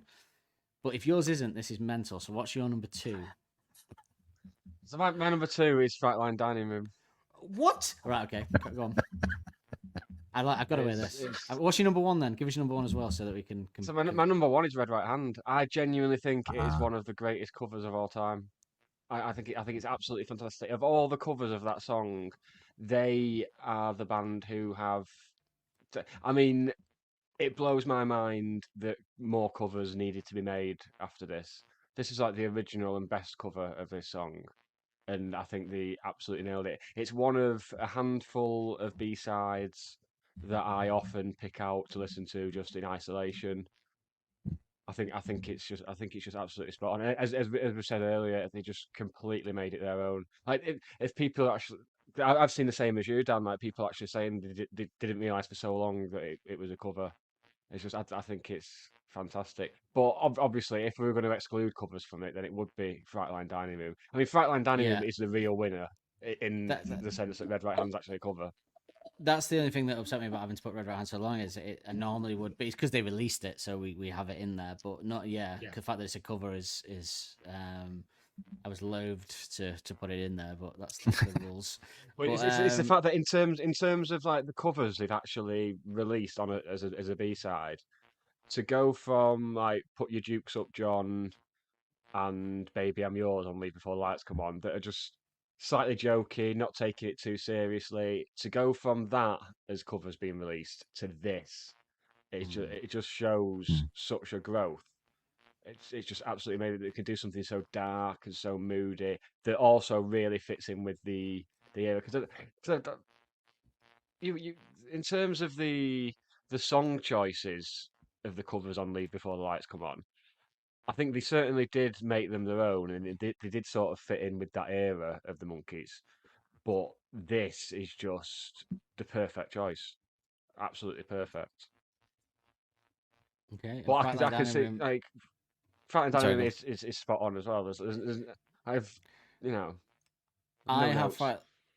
Frightline Dining Room at number 1 because it's the best song. Obviously, you would say it's the best song outside the covers. So it blows my mind that this isn't on the album. I could see why Josh Homme was so pissed off, because it's insane to have this song and not put it very specifically in the place of Fire and the Flood on the album, because I don't know why you would have this song and not put it on an album. Like, musically, it's insanely good. If they'd have dropped this as a single after Crying Lightning, I think the whole perception of this album would be different, because you can't not like this song. Even someone who loves the early stuff, those people heard this song, I think they would go with it, because it's just and hence why it's probably the highest charted of all the B-sides, perhaps. I just think it's so well put together musically. It's insanely good. It's some of the best stuff they've done on guitar, and the lyrics are also great when you realize that Frightline Dining Room is about a strip club and his anxieties and all that. Like,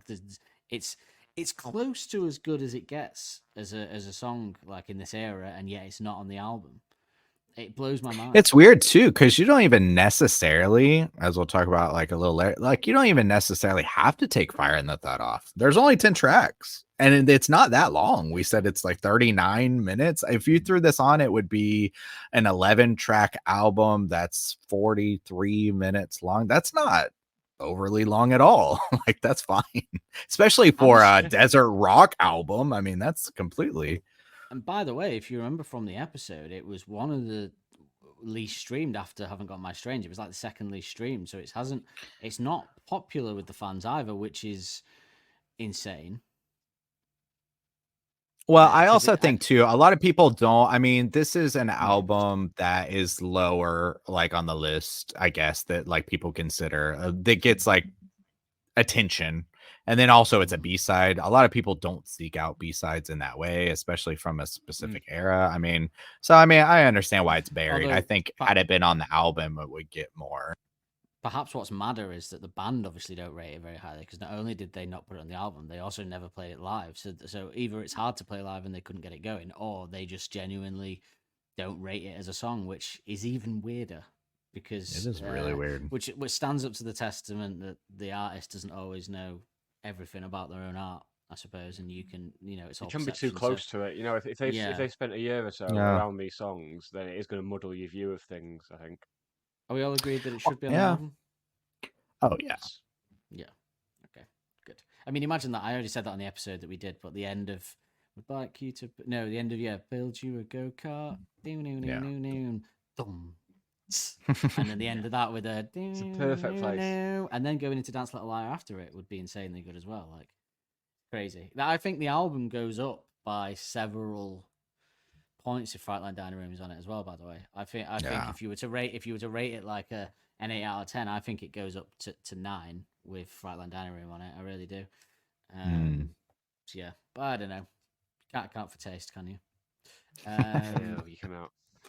So, speaking of songs that should be on the album, Nick, and we'll quickly through this because it would be nice to keep it under 4 hours, so we'll speed up at this point. But Justin mentioned on Frontline Dining Room that he likes to create his own version of the album using the B-sides as well, to what he thinks is an album that flows better and has a better would have worked better as an album. So I asked him if he would tell us about these on this episode, and he kindly sent me some clips of what his 10-track album would be in terms of the tracks going into each other. So, Excellent.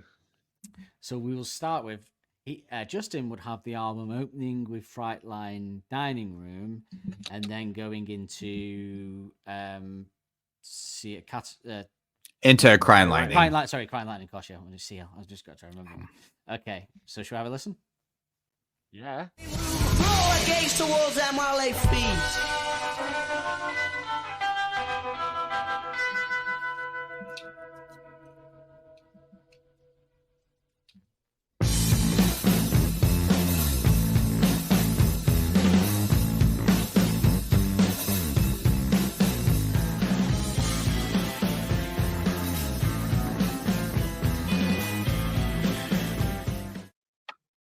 Once again, Justin is I creating don't get that. hypothetical things that I need in my life more than anything. Once again. I think the thing that drives me kind of crazy about this one too is so all the other albums, Brainstorm and View from the Afternoon, are both some of the fastest, heaviest songs on their albums. All their albums start in such a big way. I don't think it's so crazy to have Frightline Dining Room open this album. No, I actually agree. I think it would have been a great idea. And again, the perception, if you'd have bought this album, all the people that don't like it, and you rolled it, and the first track was Frightline Dining Room, I think you'd go, oh, okay, no matter what your tastes are. And then it goes into Crying Lightning, and you go, okay, and maybe they'd just be in a better place at that point. In the same way that we say, had they opened Tranquility with 1 Point Perspective instead of Star Treatment, people's perception of the whole thing would have been, because the first impression means everything. And if someone listens to Star Treatment, they're going to go, what the fuck? And then if they don't give it multiple listens, it won't work. Whereas if it opens with Potion of 1 Point Perspective, you go, okay, cool piano bit. That's some of the lyrics are funny and a bit playful and that with the dancing underpants. Yeah. So yeah, not that they give a shit about stuff like that, but it's interesting to talk about.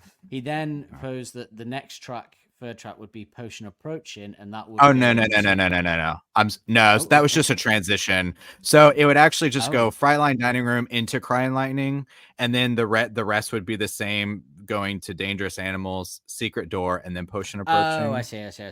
Okay. So that's the regular album. Okay. That's kind of like the accessible first half for me. Like you start off with a bang, and then you have these accessible songs. Crying Lightning is still a single. Secret Door is a James Ford melody piece. Potion Approaching has a good vibe to it. Accessible to me.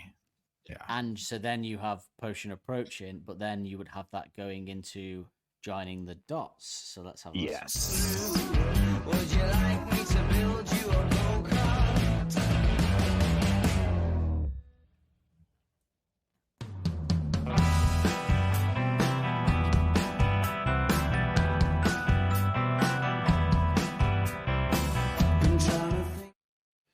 Do you know what? I think I was a bit jaded last night when I was.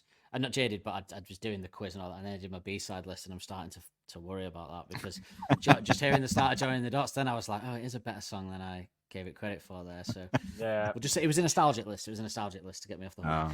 I think that sounds great, and I wouldn't have thought that it would. So yeah, I think that would work quite well actually. To have that on there. Yeah, and Riot Van was track 7. Only Ones Who Know is track 6. I think it's there again a precedent to kind of start the kind of melodic stuff here.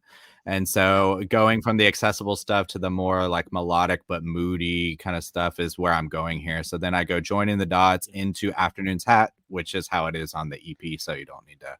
So Joining the Dots, Afternoon's Hat, and then into. And then Afternoon's Hat. So this is where I move My Propeller because it's got that moodier kind of sex. So you go Join the Dots, melodic. Afternoon's Hat is kind of like moody. My Propeller is also got that moody vibe. Okay, let's have a listen. Together we'll find something to direct some laughter out.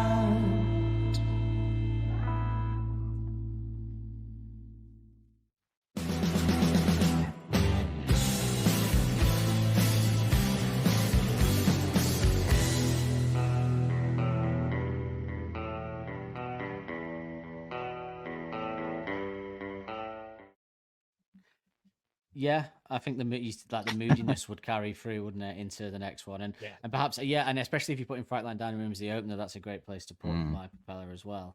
And now I'm obsessed with the idea of Frightline Dining Room if they put that as the opener to the album. Yeah, how different things. As far as I'm concerned, that is how the album started. Now, 19-year-old me wouldn't have had to have been like a politician running for election, trying to make people like it if they'd have done that maybe.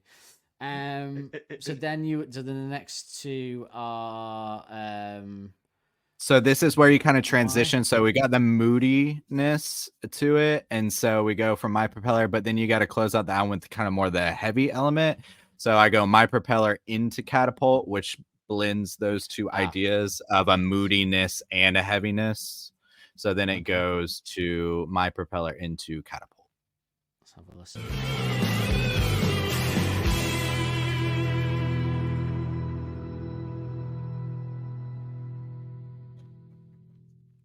Both sides, and softly came the growl from both sides. And if his whisper splits the mist, just think of what he's capable of with his kiss. Nice. Yeah, it fits musically. I don't know how I'd feel about him having a lyric. He slapped her on the ass and his cheeks on this album. In the album. That'd be too jarring. You'd have to bolster up the lyrics a bit for me, I think. Oh, by the way, Nick, that is an acoustic guitar they use on Catapult. Thanks, mate. So then you go from Catapult into Don't Forget Whose Legs. No. What's the no. It goes. Dance So Little it Liar. goes. Yeah. So it goes. Well, he put It MY for My Propeller, but he put MP for it before. The codes are all over the place. I'm not fucking. What's his name? Yeah. World War So II. pretty much it wraps up the regular way. It's just you go Catapult, Dance Little Liar, Pretty Visitors. So you got that 3-string of like kind of heavy types of songs like you have with Do Me a Favor, This House is a Circus, If You Were There, Beware kind of idea. Yeah. So yeah. And then of Catapult, course Dance wrap Little up with the Liar. Jeweler's Hands. Yeah. Mhm.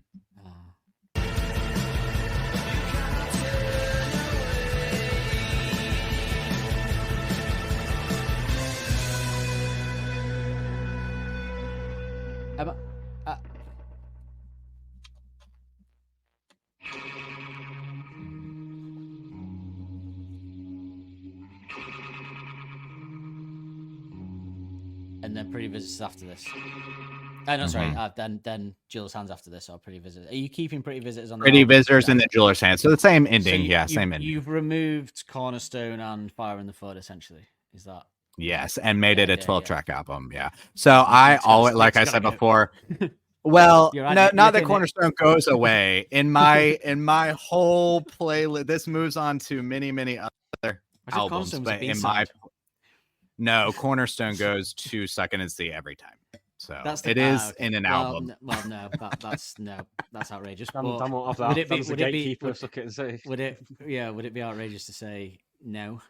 It's track number I 6 on would- Second and C. Have a actually. lyrical anthem? No. But I would agree with a lot of that, and I think it would be. Would we be sat here now saying, "I can't believe they didn't put Cornerstone," because it's not going on, so I can say, "I can't believe they didn't put Cornerstone on the album." I don't think we'd be saying, "I can't believe." I think Fire in the Flood would be the bottom of our B-side list as well. Oh if it yeah. was No. a B-side. Unanimous. Okay, well that was lovely. Thank you for putting those together. So let's just whip through the last couple there. So, favorite lyric on the album. Are you too busy with the mind on clever lines? I'm gonna go with "If I Could Be Someone Else for a Week, I'd Spend It Chasing After You." Because it's just Mhm. Alex's That was fine very much and a in good the precursor discussion into for me the as Suck It well. and See era with his lyrics that I love there, with about women and stuff like that. Yeah. Like it's very similar vibe, Mhm. perhaps more sexually charged than Suck It and See is, but yeah, so somewhere between Suck It and See. I and, went when the acrobat fell off the beam, she broke everyone's heart. That was same song. it's a good one. Yeah, same song. Yeah, no, not the same song. That's Dangerous Animals. And this is Dangerous this is Animals. Ocean Oh, sorry, Approaching. it is. Yeah, sorry, yeah. Same half of the album. You're always getting your animals and your potions mixed up. That's why I'm banned from the pet shop. So, Justin, So I put well, allow you so to have actually a B-side if you want. I imagine it's not a Cornerstone lyric. no. So I picked, and then like a butler pushing on a bookshelf, I'm Oh, yeah. unveiling the unexpected. I, who was earlier reluctant, was suddenly embarrassed and corrected. How could such a creature survive in such a habitat? It needs to go to the habitat line. The delivery of that line is amazing. I would say that all three of those are probably up there as the best. There's maybe a choice line. In Ego Dance Little Liar. Mechanic was also Ego very Mechanic. high. Yeah. Dance Little Liar. I'm sure we're being unfair to Crying Lightning has some. Oh, that would be my next choice. By the way, under that would be the next time that I Occupied. Sorry, the next time I caught my own reflection, it was on its way to meet yeah. you. Is a phenomenal line. In fact, God, why didn't I have that? But no, I'll go for. And also with folded arms, you occupied the bench like Toothache. Be up there for me as well. Yeah, that's a good one. Yep. He loves teeth-based. Wasn't he? We need a teeth alarm. So we get a dentist on. So, favorite musical moments on the album. Bad sounds in your ear that make you get up and down. So, although I'd say my singular moment, was the bass on Jeweller's Hands when it comes in back with the ferry and the night bit, I'm going to give the prize of favorite musical moment on the album to the drums of Pretty Visitors. The drum, you won the album, Elders. You won the album. And the Hearts of a Nation. To mix it up a bit, because I mean that is probably the answer really. If there's a definitive answer to it, it's probably that. To mix it up a bit, the breakdown in Potion Approaching, the change up, yeah. Yeah, it's a really cool moment. That is a proper moment where I want to be like after that, like, sort of with a sort of spliff in my hand or something, you know. Justin. So mine is technically, yeah. So mine is technically the start of the second verse in Dance Little Liar when the bass gets nasty, way nastier than it deserves to be. But it's really where that song starts all the way to the end of that song, because we've mentioned several times, I feel like My Propeller, Fire in the Thud, The Jeweler's Hands all try to do this similar thing where you start off slow, build, and Dance Little Liar is by far the only like truly accomplished version of that. So it feels like they're really trying to capture that, and Dance Little Liar, I feel like from when that bass gets nasty all the way to the very end of that song is what they wanted. So I love it. Cool. Yeah, I would think that is an amazing part of it. Do we have any hot takes? Hot takes, anyone? Hot takes, anyone? No? Okay. Well, I would like to, we'll give you a proper outro in a minute, but I'd like to thank Justin for coming on. We could easily make you a new co-host in every episode of this because you have a different perspective on things than we, because we have quite a similar, I suppose, situation with the album, haven't we, as we've learned. But is there a song, so you chose Frightline Dining Room to join us for the Humbug era. Is there a song in the Suck It and See area that you would pick that you would like to join us for? B-sides on album?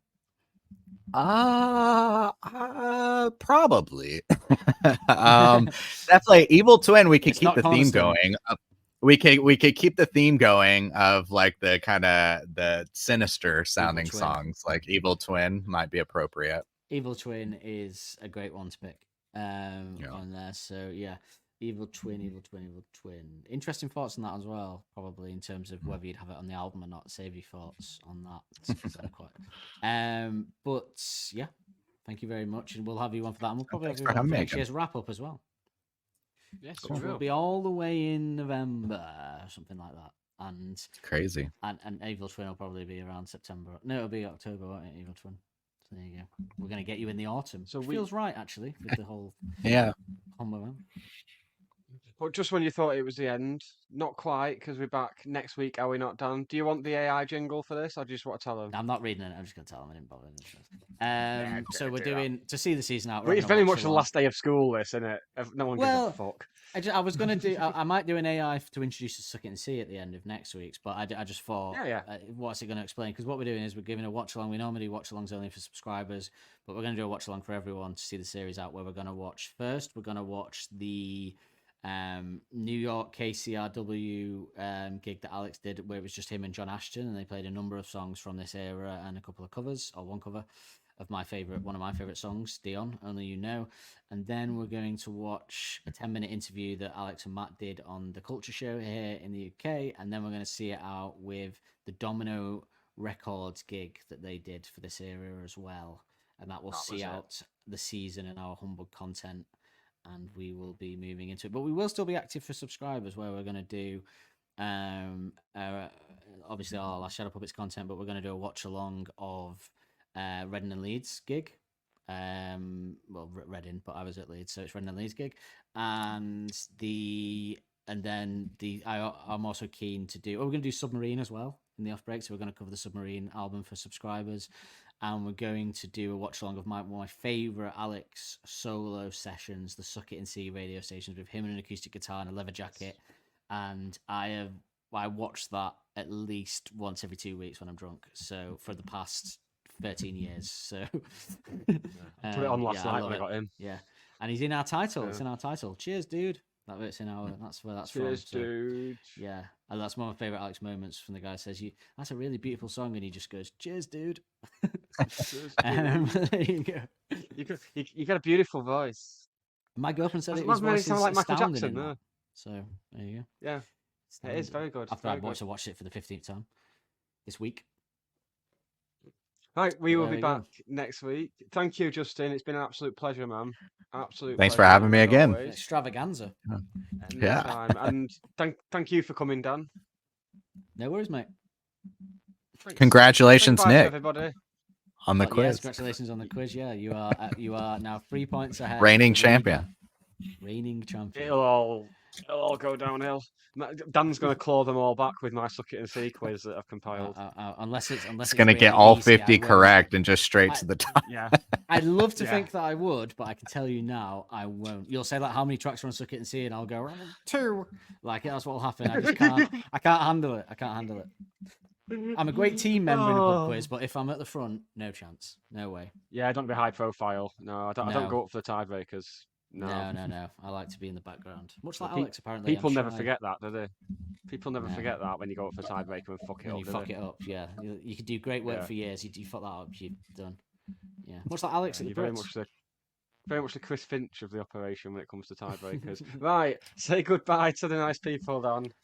Goodbye. Bye. See you next week. Don't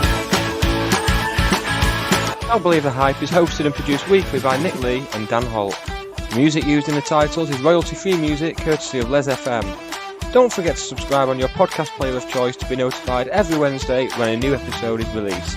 And if you want to help us out further, be sure to like and review to help make us more visible to like-minded souls.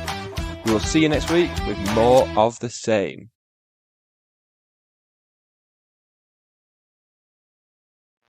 There we go. Thank you Cool. very much, Justin. Yeah, we won't do much of Yeah. the show because we'll be 4 hours.